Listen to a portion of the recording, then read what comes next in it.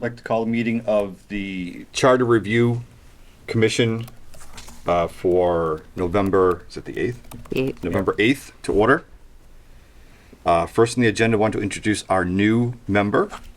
Could you introduce yourself? Yep. My name is Amanda Zompetti. Give a quick background. Currently on my first year of the Board of Health. I'm in my third year as the Community Preservation Commission. Second year as chairperson. I am on the Beaverbrook PTO board. Also substitute teacher there, and I am a poll worker for the town of Abington. So, very happy to have Amanda with us. Rich Smith cannot be here tonight, but it's great to have Amanda with her knowledge and understanding of the town. I think she'll fit right in very nicely. And again, want to thank Amanda Hardigan for her time as well previously. So what I'd like to do is just to kind of jump in. We've had a little bit of a gap between meetings, and that was mainly because we were trying to connect with town council to start going over some of what we had already talked about. Getting that connection took a while, and then we had a couple false starts with our last couple meetings, which is my responsibility. So here we are. So what I'd like to do is to run through kind of some of the main language that we had gone over in past meetings, and kind of give you some thoughts from town council. Overall, she was supportive of what we're looking to do. So just so we can understand as we look at it, the items that are highlighted or crossed out are her edits? No. Okay. So that's the things that are crossed out are usually our proposed changes to the language. Okay. And then at the bottom, there's a legal note, Okay. and that usually is where I'll have the comment that we got from her. Perfect. Okay, just want to make sure as Yeah. we go through it. So, I don't have, unfortunately, copies of everybody of everything, but just to run through what we have. Regarding form of government, we're not making a major change to the form of government, Yep. unless anyone's had a change of opinion over the last couple of months. Changes to the way the strong town manager is set up, strong town manager versus weak. We had not proposed any changes to this currently. Again, if you want to say, hold on a second, let's have another conversation, please feel free to do so. Required annual training. This was to put language in there basically stating that members of committees in this town really should identify where they can do additional professional development as part of their responsibilities. And then it also would have, the town clerk currently also tracks who has completed state ethics training, who's completed state open meeting law training. I believe that's state law, they have to do that. Yep. This would add whatever additional other trainings that the member does would get tracked to the town clerk as well. And then it's also something that is part of, if someone's being renewed or up for renewal on a board, can we take into consideration, is this person going through the trainings? Are they not going through the trainings? Are they kind of ignoring everything? Are they putting in the effort? Are they showing up? Particularly if they're appointed, I appreciate that. Yeah. Yeah. I think I remember seeing that when you shared it. Yeah. Okay. So council's wording was she feels like it should be more encouraged instead of a shall. So we can certainly get more feedback on that depending on how people feel. So for instance, the language could read the appointing authorities are encouraged to take into consideration whether the individual has completed required training on the Commonwealth's ethics rules, open meeting law, and other professional development, instead of shall. I could see, because if the training's minimal, what are the options? I could see that being more suggested than required, but. For a committee, for instance, like community preservation, I don't know what professional development. Yeah, we just did a training session last year, just to give an example, with the CPA nonprofit that kind of helps with the state legislature. But otherwise, do I go to like a Wildlands Trust? Like you'd have to go like it's more like in there, like even Council on Aging. Like I could see like where it's close to it, but not. I would struggle with the required because then you'd have to almost have to list what would be those requirements and make sure those are still available. And then there's also more of the ad hoc committees, such as, the fire station building committee, where it's not Beaverbrook permanent. Playground Committee. Playground committee. It's like, you're going to have these folks start to go and do professional development when there's a shelf life to the committee. So I think she made a good note, which is soften language a little bit, just to say it's encouraged. Selectmen should consider making it part of their policy when they're appointing different committees. But, maybe not have the shalls. Pete, any thoughts? Not to put you on the spot, but Well, the only thing I'm thinking about is the required state ethics and so forth training. yeah. And I don't know if anybody, I know that we give it to the town secretary, but I don't know that we're notified otherwise that we're behind on that. Yeah. So, Okay. So I think this can be wordsmithed a little bit to reflect that. If that sounds okay. All right. That the state Yep. trainings are required, but others are encouraged. Yes. Mm. Yes. Next one is about, this is my pet project one, about open meeting law as a minimum standard. And the idea was that there's open meeting law, but that should be a floor when it comes to public engagement, public outreach, openness, transparency. I still feel like we should consider it, but since we really met, there's been a new SJC ruling that really kind of throws a wrench into everything, which basically says if you're going to allow public comment, you can't shut someone down for decorum reasons. You can only limit Or by time. I went over a training on that in June with the Massachusetts Association of Yeah. Board of Health. It was very interesting. So, council was quick to bring that up, that we, if one of the things we want them to do is to have this is kind of the bigger idea is to have each committee have their own rules of order, basically. This is how we can conduct our meetings. This is when we allow public comment. Do we allow public comment? Do we have our meetings recorded? How do we reach out to the public, et cetera, et cetera, et cetera. And so one of the things we're going to have them do is to figure out how do they allow public comment. But basically, you can set time limits, and that's about it. So this would have to be updated. But for the rest of it, there's, I don't know if anyone else feels any differently about and the other pieces of it. Again, it's making sure that the rules dictate how members may participate, adopt policies to maximize public outreach and awareness, work with the town manager and Abington Cam to get as many meetings as possible recorded and broadcasted. So that's, I work in Milton, and so in Milton, that's going to be on the town meeting to put a bylaw in that it's required that they're recorded. Yeah. So I don't know if we want to strengthen that or not. Yeah, and that's the way we had done it is basically we wouldn't require it, but we would require the board to take a vote saying we are not going to have all our meetings recorded. That way they're on record as saying we don't think this is needed in this case, which is a political statement in its own right. But Right. But there's also situations where currently we have boards who meet in locations that don't, Yeah. it's not conducive Right. to have it recorded.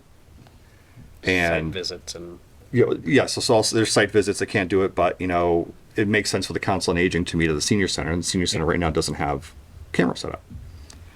So, I think we want to encourage people to record more meetings because I don't think enough are.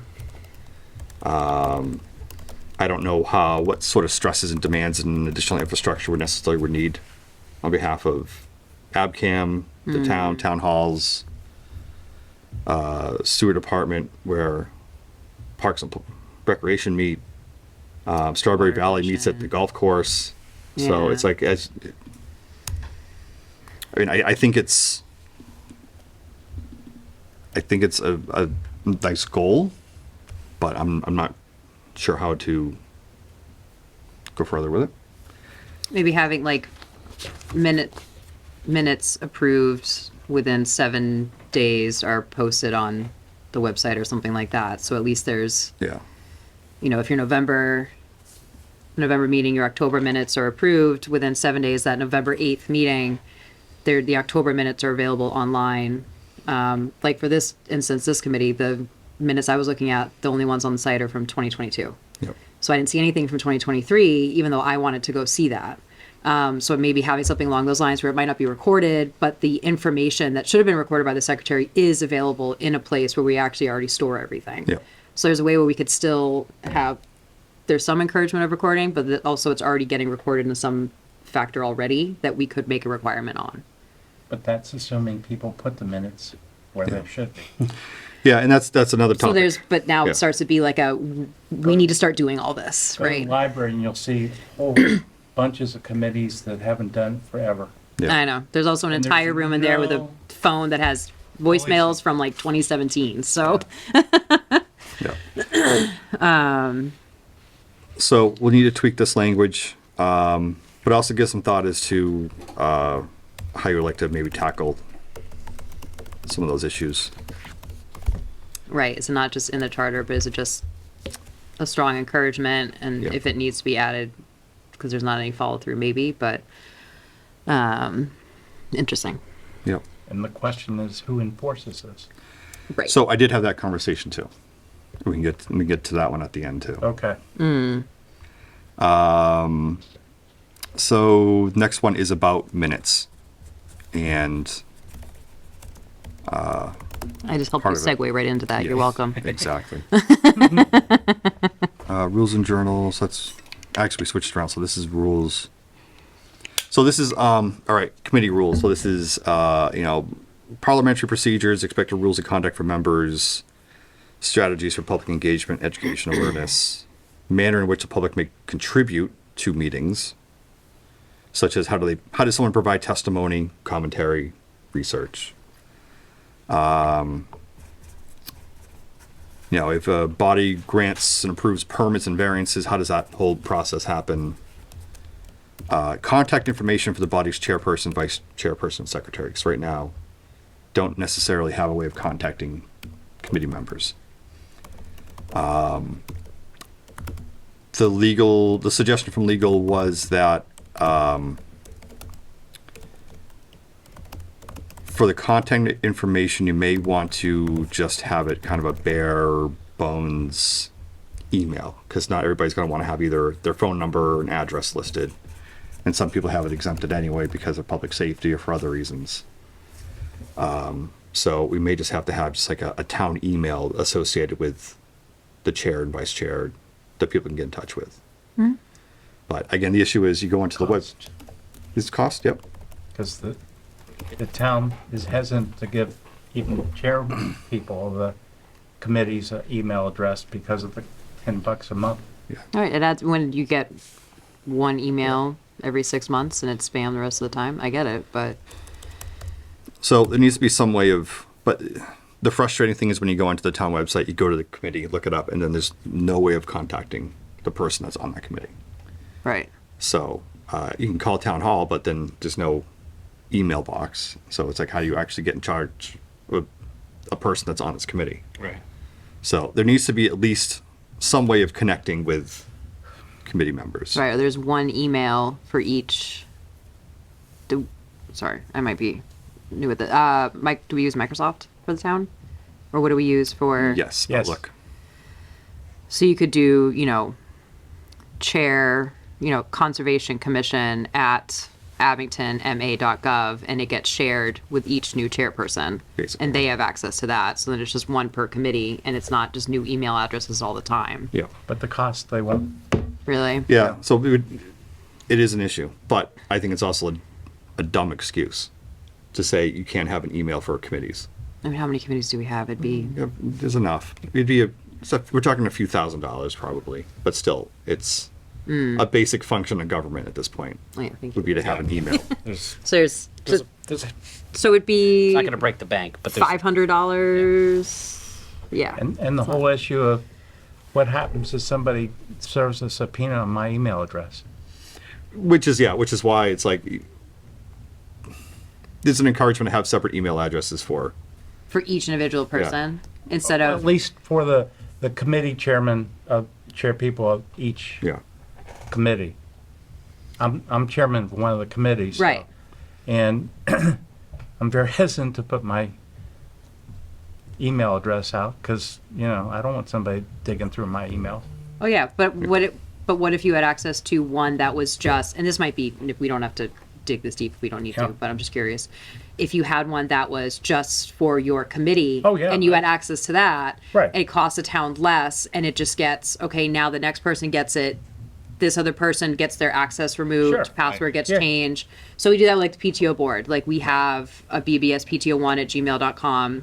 Once the board comes through, we remove their access and the next Sure. step up. So we have 7 years of email available where we can search and see what's been done. Mm-hmm. It becomes this archival knowledge for the board.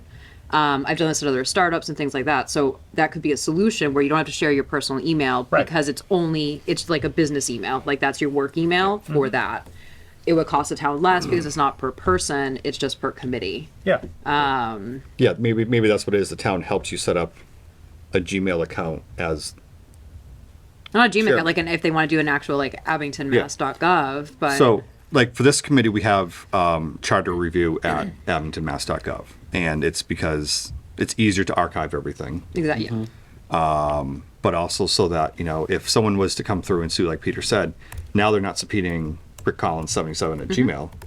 It's just that. charter review it. Exactly. Yes, that's why it's like keeping all that together. Yeah. That's how it's easier for me to function that Yeah. way. So And I think if you appreciate stood up that. at Like town I don't like meeting- having stuff. I think if we stood up in town meeting and said we need $4,000 and to create email accounts for the committees, so that people can email the committee members. I don't think that would be a big fight.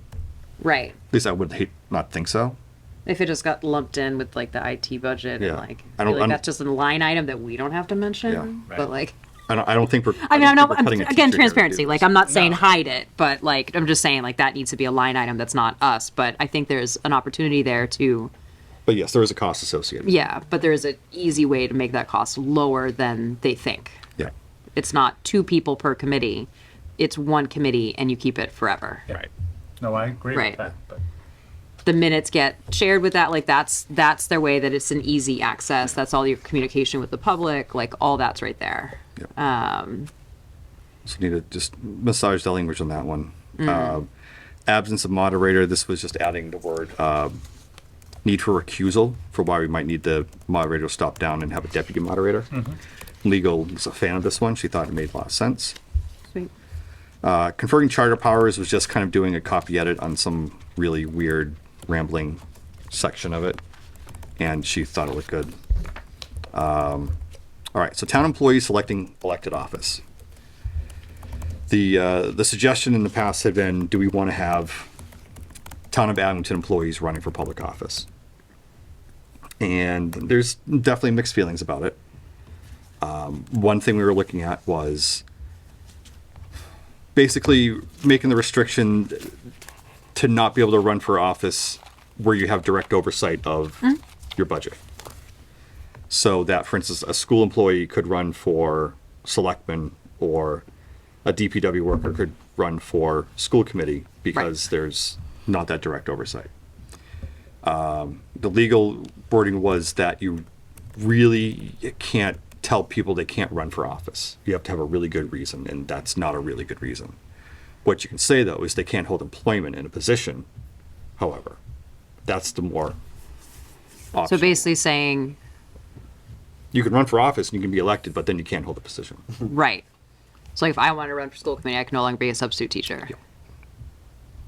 So you're still basically saying you can't do both, but you just you change how it works, where you can still run for office, you still give up your role. So you really can't restrict people from running for office. Yep. but employment's not constitutionally protected like that in that same way. Which is reasonable. I think that's a reasonable, yeah. So again, the question is, do we think this is an appropriate policy? And I go back and forth on it. I think so. I think most of the time people do good, but I think a lot of time people run for office for specific reasons. So I think having that delineation where, yeah, you could file the, ethics conflicts and that you're aware of it, but are you going to do that with every meeting and every decision? And it just starts to get, I think the minute you start to get murky with government, it's not transparent, right? Like, if you have to describe it as murky, then Yeah. that's my thought. It's only my first meeting, so. So this is this is definitely something where we have to, like, the next month figure out, like, yeah, we're going to go forward with this, what Okay. or not.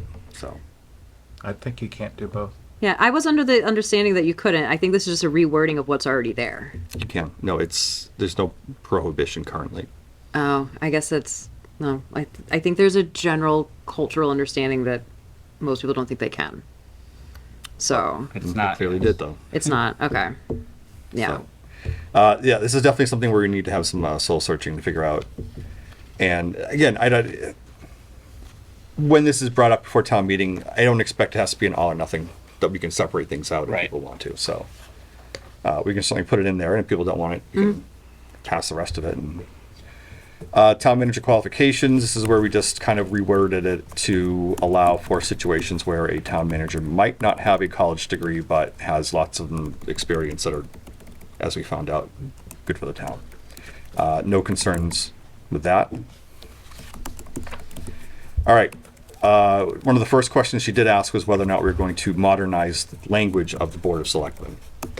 And I said, yes, that was of Love our to see that. interest. We're like one of the few municipalities that still Yes. do Yes. that. So there's only kind of really one decision to be made. So the collective Board of Selectmen would be replaced with Select Board. Whether or not you want to make it one word or two is, a grammatical thing that we have to. So I think it's one word. I think that would be best. Yeah, Yeah, the other option is, super awesome unicorn group or something. Like it's select board. Basically. That's what everyone else uses. and then you can also include in the text as an individual reference. You can still be a select man, select woman, or select person. Or is it just select man, select woman, or just select person, or how do we want to handle that, basically? Well, if you use select person, there would never be a question of, it may have Right. a name that could go either way, or. Select that- member. Select, Yeah, yeah, member of select select. person, select member, I think it'd be gender neutral. Yeah. So, And it's just easier. yeah. And that way, everybody would just get into it, and Yeah. from then on, it wouldn't have to worry about the individual. Yeah. So obviously the cost associated with this is we have to redo like all of the printed materials and Yeah. updating website and whatnot, but letterhead, Right. business cards, but it is what it is. And it's overdue. So that one she has no problems with. Sweet. We had discussed possibly putting term limits. So basically saying that Board of Selectmen can do, a select person can do, 2 consecutive terms or 3 consecutive terms, whatever we want to limit. But then they have to step off for at least one term, at least 3 years. So you could Isn't that what elections serve for are what, 6 years, step away for 3, come back for 6, step away for 3, come back for 6. Yeah. Kind of the thought. Yeah. I don't know, I think that's what elections are about. Yeah. I kind of think so too. Yeah. So we can, As a newcomer to the town, I appreciate that. yeah, and and they're not huge fans of them either, Yep. but it's kind of up to us, and I'm not particularly warm on it either, so as far as I'm concerned, we can kind of move on from that one. All right. There'd been a suggestion to have, give a stipend to select the select board. Her suggestion was that the stipend, if we want to go that way, shouldn't be set in the charter. We should allow it in the charter, but then anything else should be either amount set by the bylaw, amount set by, as voted by town meeting, etc. Yeah, because then if you need to change it at all, Yeah. 20 years down the road, you have to change the charter, not a random bylaw. Yeah. So That's reasonable. And that's different than allocating money to the select board in the budget. Like, it's separate. Okay. yeah. So I don't necessarily think it's needed. Yep. It was a suggestion, Right. but I don't know if anyone feels strongly either way. I also don't see it as needed. But we can mull that over and come back to it Right. if people have Yeah. would like to spend some time with that. All right. Police and fire chief appointments. Basically, we wanted to have the police and fire treated the same. There might be some fire civil service. Yes, Yeah. but I thought they would They're trying to remove from it too. get away from that, yeah. Police is definitely trying to remove civil Yeah. service. Didn't we just vote on that? Or, Yes. yeah. So, this is definitely going to be needing some work, but basically right now, fire chief has a contract term, right? Fire? Yeah, fire has a term, I'm pretty sure. So it's at least, I think, The police does not. One did and one didn't. I can't remember. Yeah, that was a problem. Fire had a term, and I think it was a 5-year term.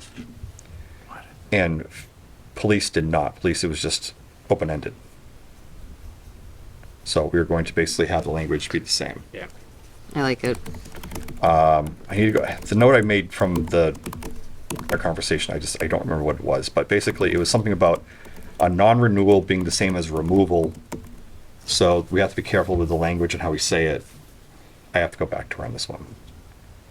Oh, like if the contract ends in 5 years and it's non-renewable. So it says in the Yeah, I language, could see that. it says the chief of police may only be removed from office for just cause as defined after a hearing in accordance with yada yada yada. So is a non-renewal a removal, or there was something about that. Just we have to word it carefully. Right, because if there's not a contract term now, how do you add a contract term to a contract through a charter? That's Yeah. interesting.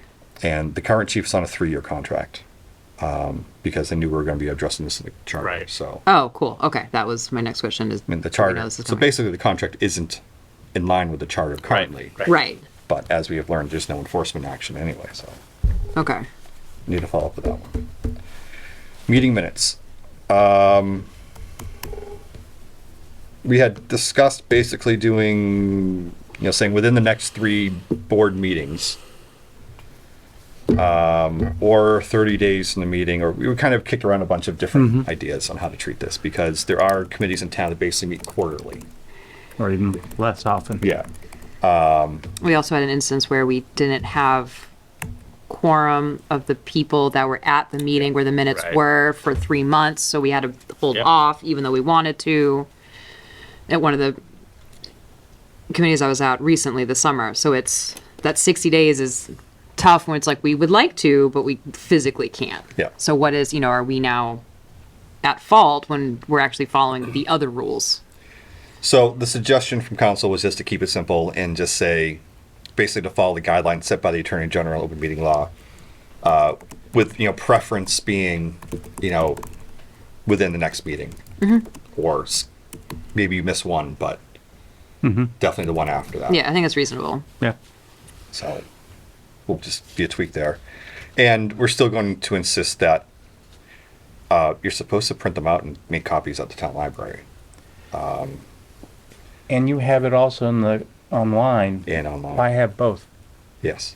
Why? These rules and meeting agendas maybe shall be in a public record kept available and convenient to the public in the town library and placed on the town website on the committee's designated page. That was the Because language. unfortunately, I would never go to the library to read the minutes, but I would do it online. And there are Yeah. people that will go to the library and read it, but not do it online. Yeah. Unfortunately, you have to have both.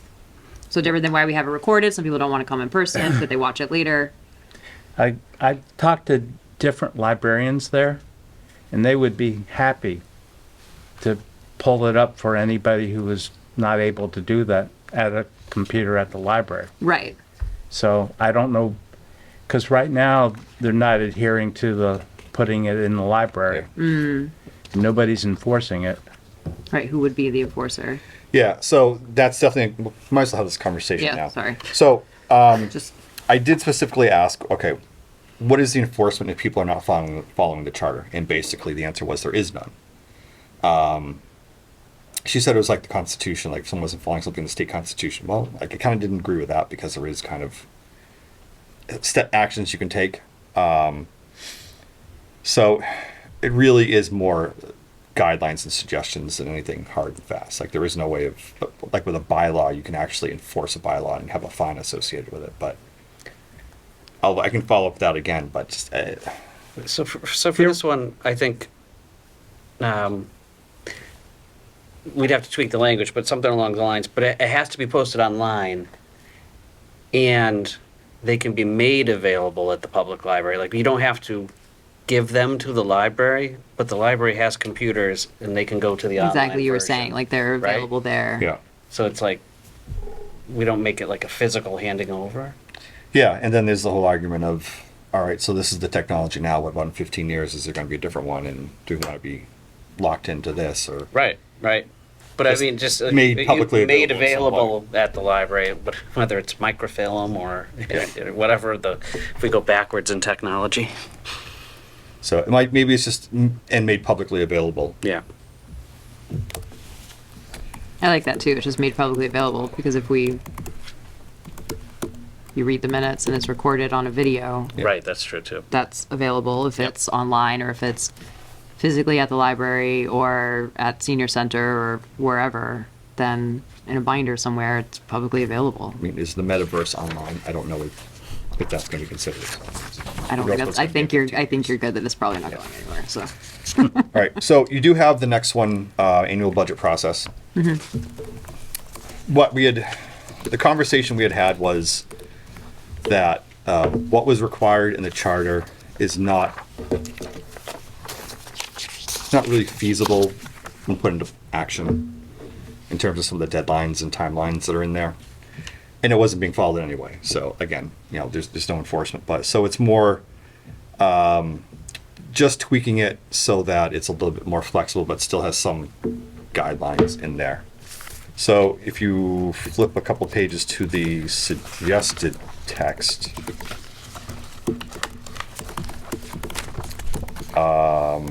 basically we kind of get rid of that first one and just say that the town manager shall submit to the Board of Selectmen and Finance Committee a balanced budget in accordance with the appropriate bylaws and policies of the Board of Selectmen and the town manager. So and this is a suggestion of town council, which is the Board of Selectmen and town manager have financial policies. I've given the official name of them, yes, but they have an official policy book, basically. And that's where that process is spelled out.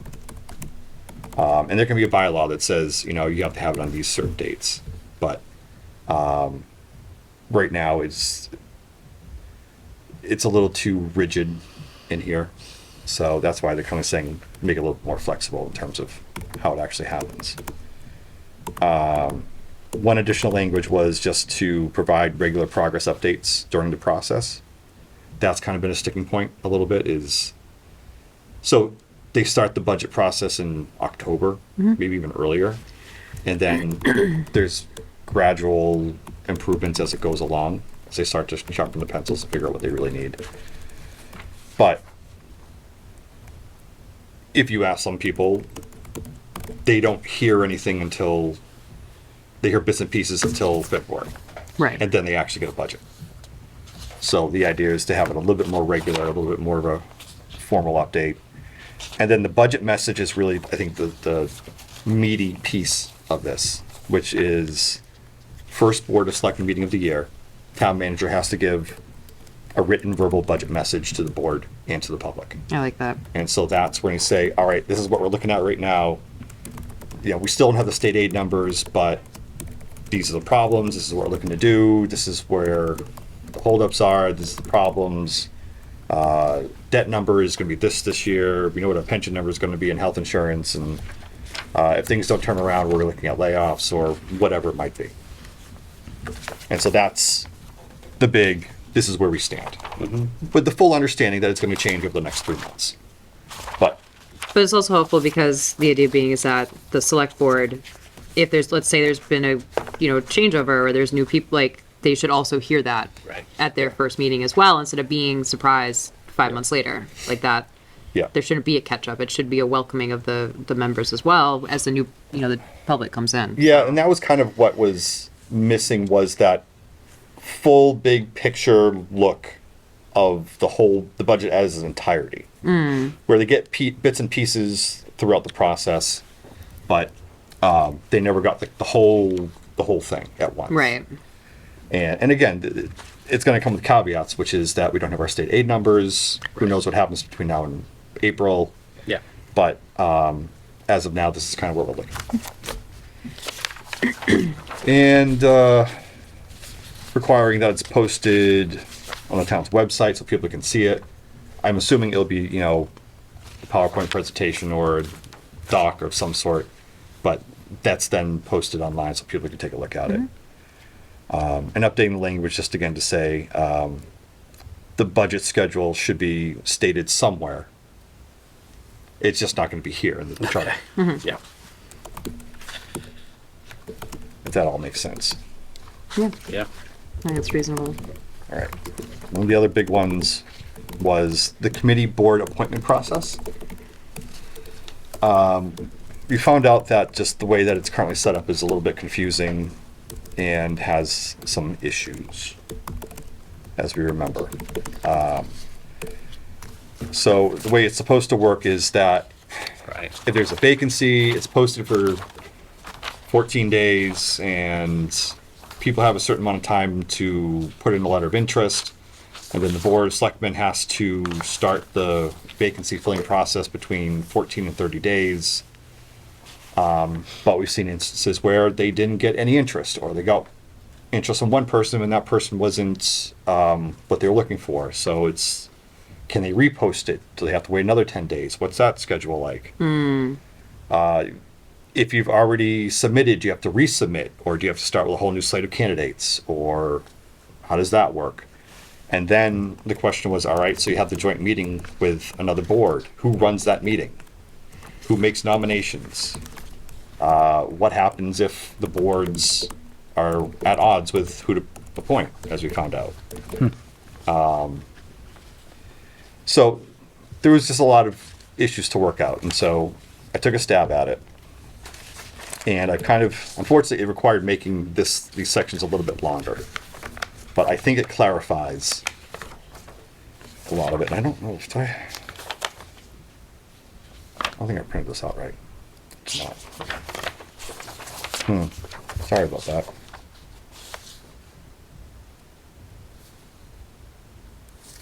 So basically, I create it so that it reads, I apologize. Let me pull up my computer. And I'll send this to everybody.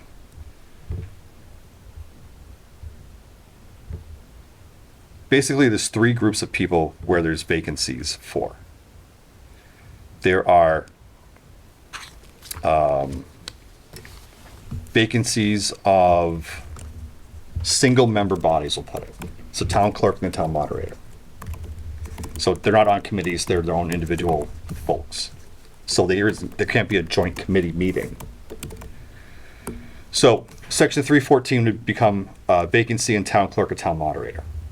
And for the most part, the process is the same. They post it 10 days. Someone has to, indicate they're interested. We add in here the selectmen shall meet the candidates in public session, because right now that's not required. Particularly because these are elected positions. These are elected So I think positions. having that there makes more sense. So, Yep. yeah. And then I also say provided the candidates can waive a right to have that sort of public interview. If they can't make it, if they're sick, if they'd rather not, they don't have to. But, that's their decision. The board of selectmen can't say we're not going to meet with these people. Right. And then just appoint somebody. And then we say the vote shall be public and through a roll call vote, which currently is not in there.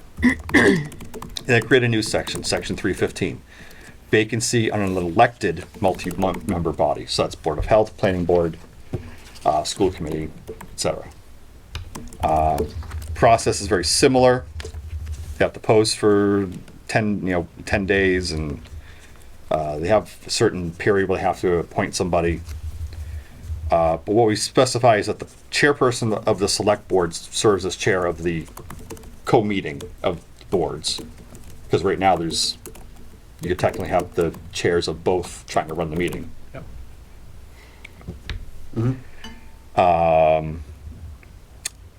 Then we say that, again, the committees have to meet with the candidates in public session to talk with them. And then we say the two boards have to alternate nominations to fill the vacancy. And I feel like this is an important piece of it. Because right now, it's whoever yells first and loudest. Yes. So what we say is that the two boards shall alternate nominations to fill the vacancy, with the first nomination coming from a member of the board with the vacancy. So if it's Board of Health and that they're trying to fill, a Board of Health member makes the first nomination. Then to the Board of Selectmen, then to the Board of Health, then to the Board of Selectmen. Because otherwise, it's whoever yells first, loudest, or whoever the chair recognizes first. Right. And both of those both of those, because of open meeting law, Board of Health has to say, we call our meeting to order with Select Board, and then Select Board calls their meeting to order, so they're both, yeah. But there's nothing in here that says who's running that Who's meeting. running it. So they could have two concurrent meetings at the same time, technically. Yeah, and strong personalities, I can see that not going well. Right, Yeah. right. Okay, yep. So it hasn't happened, it might never happen, but we're just putting it in to make it clear that the chairman of the Board of Selectmen is chairing the meeting, but the committee with the vacancy is the one who's making the first nomination, and then you're alternating. Because the chair of the Board of Selectmen could hypothetically just ignore any Yes. suggestions from the other member of the board. And then we say the other twist on this is to be appointed, the nominee must receive a majority vote of those in attendance from both boards. Right now, it's just total. So, Anyone in attendance. if the 5 members of the Board of Selectmen vote for something and 3 members of the other committee vote for another person, it's always the Board of Selectmen choice. Right, because they're short, that's why they have a vacancy. Yes, so as we found out, there was a situation where the Board of Health voted against one candidate, Board of Selectmen all voted for the candidate, forced the Board of Health to take the candidate, and it didn't go well. And then he gave a vacancy, yep. Yeah. So I like the idea of both boards have to approve. I like that a lot. Yeah, I do. too. Yeah, I appreciate that. Yeah. Plan for the worst, hope for the best. Yeah. And then we say if the select board does not receive letters of interest from the candidates, or if no candidate is able to secure a majority vote, the select board can repost the position for another 10 days, I saw that. and all previous candidates must resubmit letters of interest, making it clear. It's just you can submit the same one, but Right. you, you're not. There's no carryover. We're gonna. It would be 2 separate. Yeah. All right.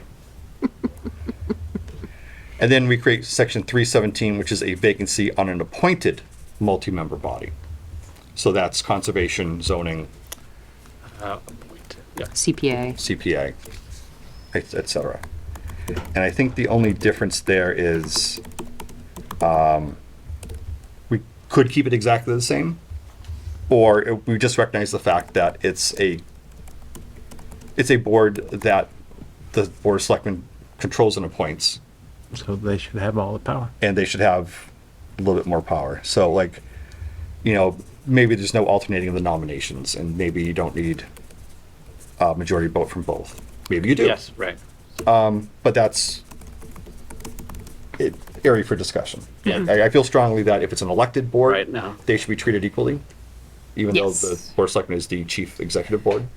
Yeah, because if you're going there with a vacancy, you're already probably not at quorum, so it kind of puts you at disadvantage from the get-go. That's Yeah. not fair. So, Yeah. What about a board that's appointed by the moderator?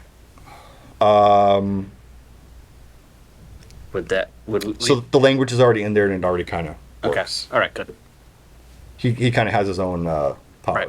Right. as it is. Yeah, that's true. Thank you. Yeah. Yeah.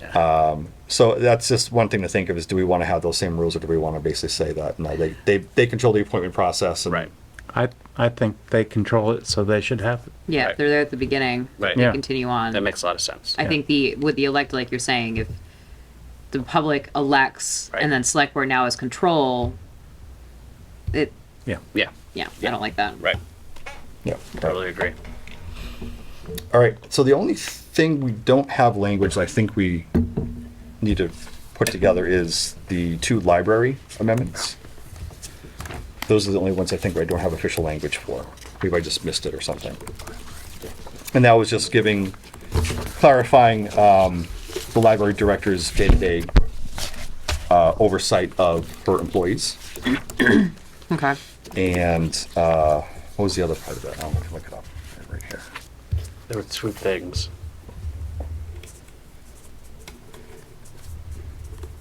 And I feel like they were both fairly just languagey. Yeah, it was basically place the library director under day-to-day oversight of the library director, and that the library board of trustees has the ability to appoint the library director in consultation with the town manager. Which is the current language, I believe. Yes, they basically just want to say the board of library trustees shall appoint the library director. Appoint and then it's approved by the select board. No, Oh, just straight up. Are we sure that's what they? we can double check. Yeah, we'll double check that. Okay. That's the I think they just didn't want to lose that language. That was, but I could be misremembering. yeah. It's been a while, unfortunately. Right. I'm just pulling up the section right now. Take a look at it. I mean, the board of trustees is an elected board, but Current language is the Board of Library Trustees shall appoint the library director in consultation with town Right. manager, who shall act as the capacity of the principal personnel officer. Wasn't there an issue where previously there was a conflict between? That, and I think that's why they put the consultation language in Yeah. some time ago. Yeah. So I'm just trying to think. There was another example. Board of Health and the health agent. So, for instance, the Board of Health can recommend, but ultimately that person's hired by the town manager, the town health agent. yep, I can see that. Because they're town employees. Yeah. Right. So, library board wants to have direct appointing with the library director. I think they want to remove in consultation with the town manager, but we can double check that. Why? Just in case there's Curious. another conflict of who they may want to put in there. But we'll double check that. I would think the town manager should have a say because, again, it's a town employee. Right. The hiring. Yeah, there's state statutes around the appointment of a library director, so we'd have to double check that too. Yep. So, all right. So I'll message the chairman and just double check the reasonings. So I'm just going to go through the list quickly. I think that basically is everything.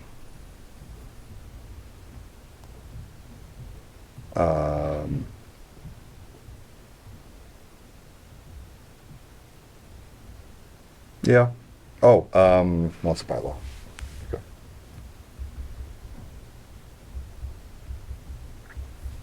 Yeah, that's basically it. We have a couple recommendations for bylaw changes, but It's not our purview. yeah. So, like, one of them was ability for committees to restructure them during the middle of the year. Like, if depending on how you read it, it could go either way. Like, if I don't like the chairperson, I can ask for a restructure. If there's a clear problem with the chairperson, the committee should be able to say to restructure and Yeah. to reorganize. Some committees have, and some have said no, we can't, because it's not expressly allowed, but it's also not Expressly denied. Yeah. prohibited. Oh, So, interesting. So that just becomes their interpretation, which we also say that they, as board of committee, they set their rules and other things yeah. through the charter. So if they say they don't want to restructure, maybe they can't because they decided on that at the beginning. Right. So, yeah, so those are basically the ones we're following up on. So some minor language changes for our next meeting, but I guess what I'd like to do, and this is certainly up for discussion, is kind of have a schedule moving forward. I'd like to be able to have basically near final language to present starting in January. So at our next meeting, I'd like to basically kind of wrap a lot of this up in terms Because of, the idea is that February we would have it as a, introduced as a town warrant. basically, Okay. and Town would have a public hearing February, March. Okay. For the April meet. Yeah. So Yep. first week in January, I like to be able to send this out to all the department heads and boards and everything else, saying this is the current package we're looking to do. Look to schedule a meeting with the board of selectmen, just for information. Again, we're not. They can't keep this off and say no, we don't want to do this. We don't. We don't not respond, but Report, report to them. We report to the town moderate. moderator. Basically, he's Speaker of the House, and we're a legislative committee. So fancy. Yep. But obviously, we want to work with everybody and explain it, and have the Yeah. finance committee and all the other appropriate bodies, and then that way, in February, March, it's focused on public hearings and any final tweaks, and then a vote, town meeting. Amazing.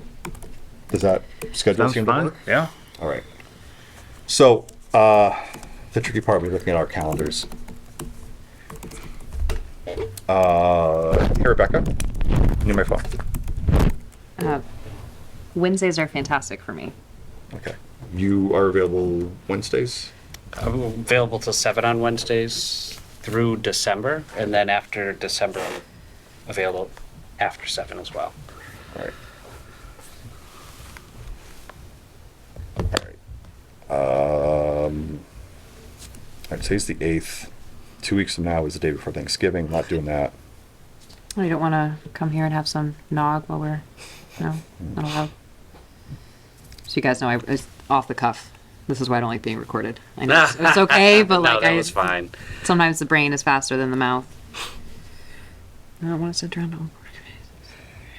All right. I mean, do you want to try to meet the 29th of November? Sure. Sure. 7 p.m. or 6? 6. 6, okay. And then what I'd like to maybe do is try to squeeze in one more in December before things get too crazy. Yeah. Maybe the 13th. All right. That's 2 weeks later. Yeah. Yep.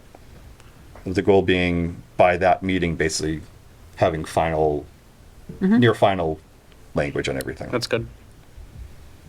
All right. And I'll send these to Rich as well. So he can join us. Anything else to discuss at this time? No. We have no members of the public here, so no public comment. All right. Move to it. Oh, sorry. Yeah, nope, that's, Move to adjourn. Second. all right, all in favor? Aye. Thank you very much. Thank you to Abington Community Access for hosting us this evening. Yeah, thank you. Very Thank you. much. We will see you in a couple of weeks. Thank you.